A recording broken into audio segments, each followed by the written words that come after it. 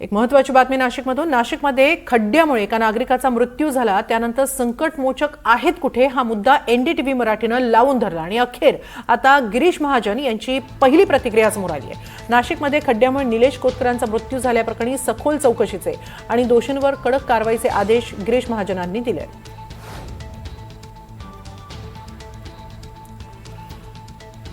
नाशिकमध्ये खड्ड्यांमुळे अनेकांचे बळी गेलेले, त्यातच आणखी एकाचा बळी गेलेला आहे। निलेश कोतकर यांचा खड्ड्यामुळेच बळी गेलेला आहे। अशा वेळी संकटमोचक नेमके आहेत तरी कुठे हा मुद्दा एनडीटीव्ही मराठीनं लावून धरला आणि त्यानंतर आता गिरीश महाजन समोर आलेले आहेत।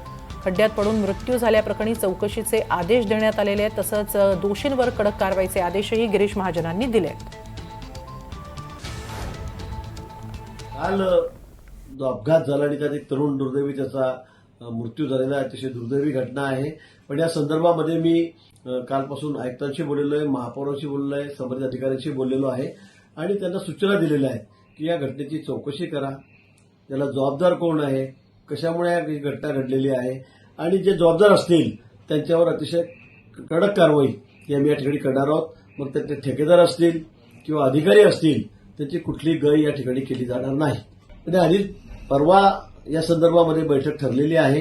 कुंभमेळ्याचे विषय आहेत, दुसऱ्या कामाचे विषय आहे, पण काल झालेल्या अपघाताच्या बाबतीमध्ये निश्चित आम्ही त्या संदर्भामध्ये चर्चा करू आणि जे काही दोषी असतील त्यांच्यावर मी पुन्हा सांगेन की आम्ही सर्वांवर कारवाई करू।